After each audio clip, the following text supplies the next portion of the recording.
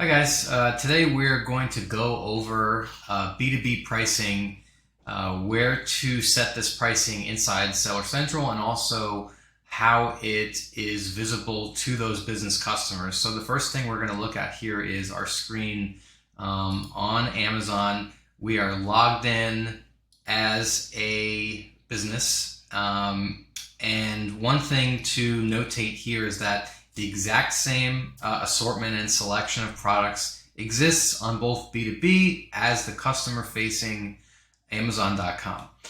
Where we do notice those differences are when sellers list their B2B discounts. There's a special flag below the price that shows or indicates that business offer.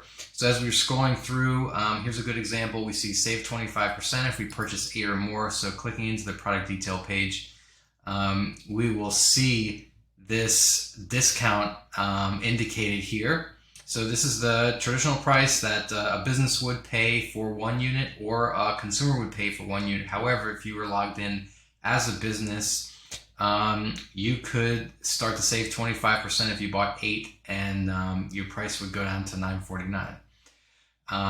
So just looking at some other offers, and I happened to pick lotion just as a highly trafficked consumable because I knew there'd be undoubtedly offers that we could review.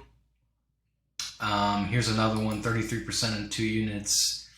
We can kind of see, actually, they've set up several different discount levels. So over 2, you can save, looks like a few percent. And if you buy 8 or more, you start to receive a larger discount.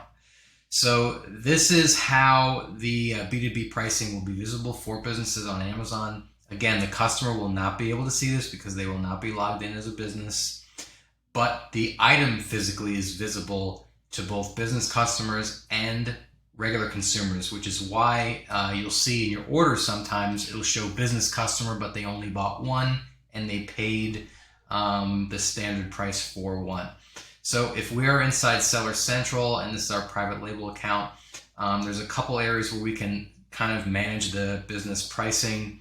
One of them is under the menu for pricing, and then automate pricing takes us here. We can create special rules for that B2B pricing and discounts for the business catalog. We can either do that here. You can set this up, enter your discounts, your maps. You can also quickly get to that from inside your inventory manager. You can set up a special filter here if we wanted to add that column for business pricing and be able to just manage all your business pricing right here in one menu, along with your traditional price for the consumer. I hope this video is helpful. If you have any other questions or comments, leave those below, and please follow our channel.